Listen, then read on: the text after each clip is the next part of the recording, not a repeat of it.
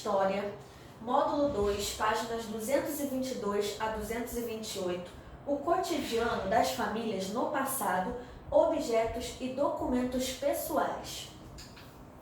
O cotidiano das famílias no passado. Assim como nos dias atuais, as famílias no passado eram formadas de várias maneiras e tinham cotidianos diferentes umas das outras. Até cerca de 50 anos atrás, no entanto, era comum que as famílias fossem maiores que as famílias atuais. Além disso, geralmente as mulheres eram as únicas responsáveis pelo trabalho doméstico. Leia a história a seguir. É você nessa foto, vovó? Sou eu sim, Isabela. Tirei essa foto no meu primeiro emprego. Você já era casada com o vovô? Era sim. E nessa época era tudo muito corrido para mim. Eu tinha de trabalhar fora e em casa também, pois seu avô não ajudava nas tarefas domésticas. Naquela época, os homens não faziam esse tipo de trabalho. Puxa, devia ser muito trabalho. Com sua mãe também era assim? Sim, mas minha mãe não trabalhava fora. Antigamente, cuidar dos filhos e de casa era obrigação somente das mulheres. Sim, a mamãe e o papai dividem as tarefas na nossa casa e meu irmão e eu também ajudamos, mas tudo isso foi mudando ao longo do tempo. Essa 1, 2 e 3 vocês vão responder oralmente, apenas falando. Como é a divisão das tarefas domésticas na casa de Isabela?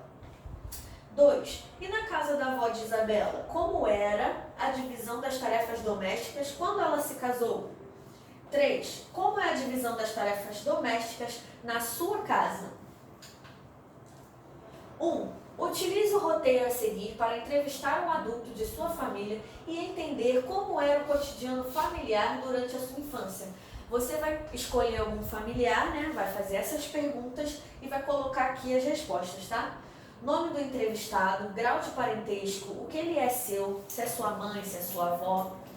A. Quais atividades os membros de sua família costumavam realizar juntos? É a primeira pergunta. B. Quem era responsável pelas atividades domésticas? C.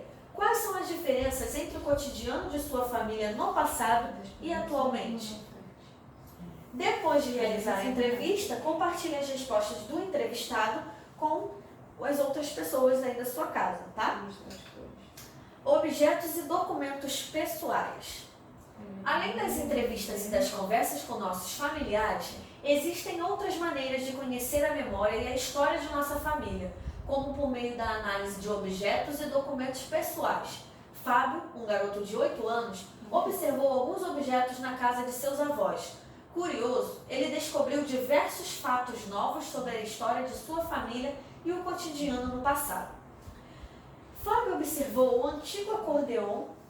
É um instrumento musical, também conhecido como sanfona ou gaita, né, em algumas regiões do Brasil. Ao conversar com seus familiares, descobriu que seu bisavô adorava as cores e a sonoridade desse instrumento e que sempre o tocava em festas e comemorações. Além disso, soube que ele morava no campo e que o acordeon é muito utilizado como acompanhamento de canções tradicionais do interior do país. Ao ter contato com a máquina de escrever de sua avó, Fábio quis saber como ela funcionava. Ele achou prático escrever direto no papel, sem precisar imprimir, mas também notou que é mais difícil corrigir erros de digitação. Sua avó lhe contou que trabalhava como jornalista e que passou muito tempo com aquela máquina, escrevendo textos que expressavam suas ideias.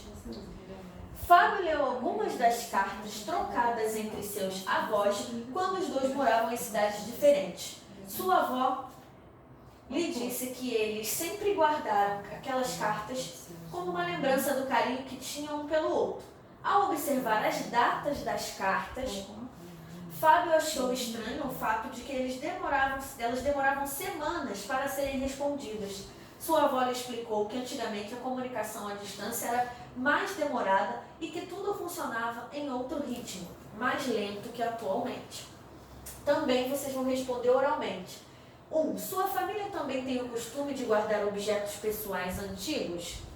2. Em sua opinião, por que alguns objetos pessoais antigos são guardados e outros são descartados?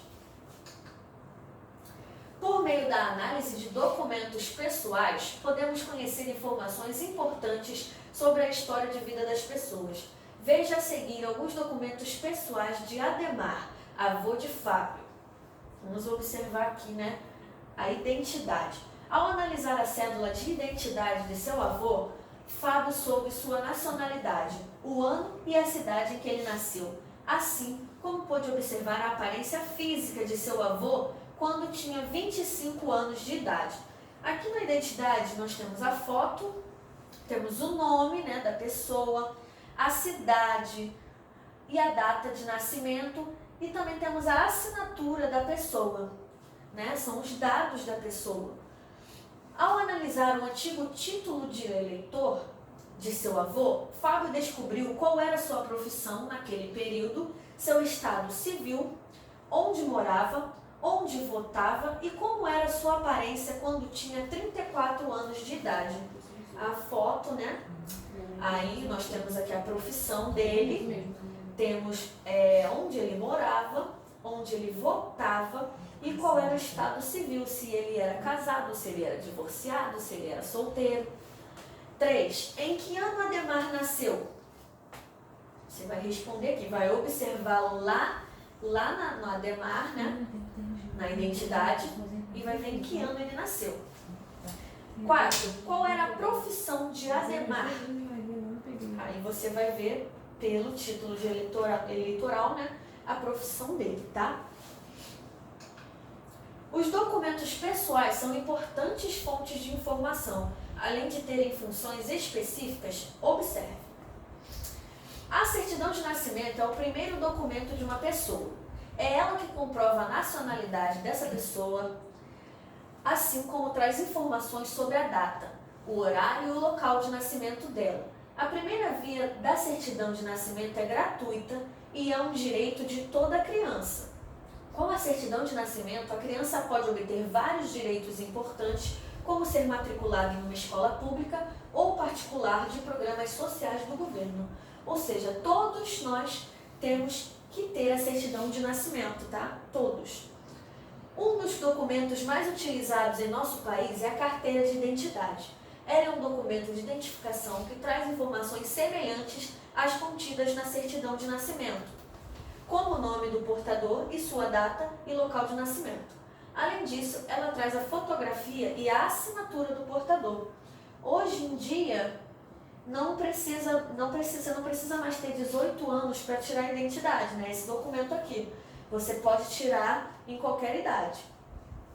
A carteira de trabalho e previdência social é um documento em que são registradas informações sobre as atividades profissionais de uma pessoa. Por meio dela, são garantidos ao trabalhador direitos como aposentadoria e seguro-desemprego.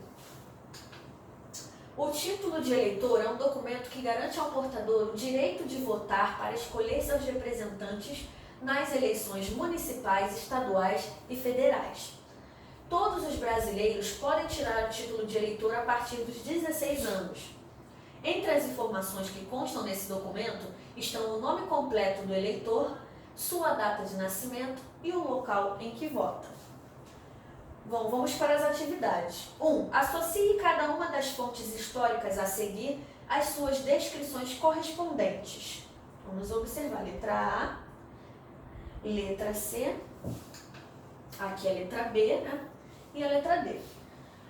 Bom, analisar documentos pessoais pode contribuir para conhecermos mais informações sobre o tipo de trabalho realizado por uma pessoa no passado, por exemplo. Ao observar fotografias antigas, é possível conhecer mais sobre o cotidiano no passado e sobre a história de nossos familiares.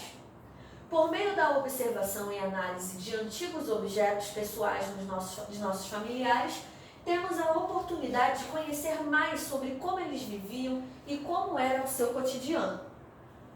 Ao ler antigos diários, podemos ter acesso a diferentes fatos e histórias de nossa família, assim como temos a oportunidade de perceber como as pessoas viviam no passado, tá? Então é isso.